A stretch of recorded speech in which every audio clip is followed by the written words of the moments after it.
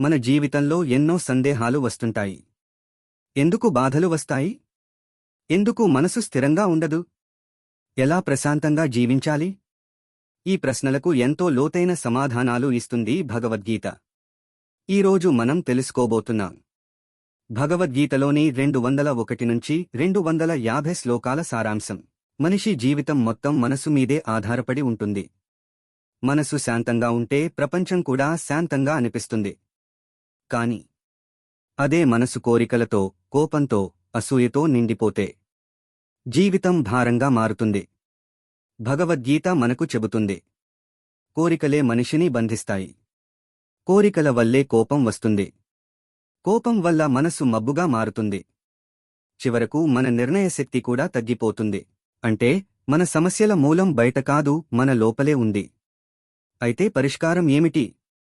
మన ఇంద్రియాలను నియంత్రించాలి. మనసును మనమే నడిపించాలి, మనసు మనల్ని కాదు.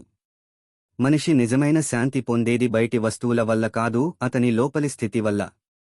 ఎవరైతే సుఖంలో గర్వపడకుండా, దుఃఖంలో కుంగిపోకుండా, కోరికలతో కాకుండా కర్తవ్యంతో జీవిస్తారో వాళ్లే నిజమైన యోగులు.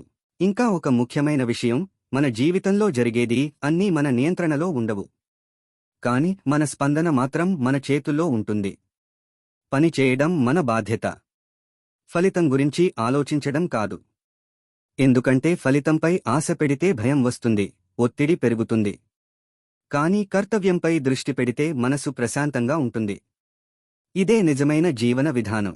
మరియు మనిషి ఎప్పుడైతే తనను తాను తెలుసుకుంటాడో, తాను శరీరం మాత్రమే కాదని తాను ఆత్మ అని గ్రహిస్తాడో అప్పుడే అతనికి నిజమైన స్వేచ్ఛ వస్తుంది.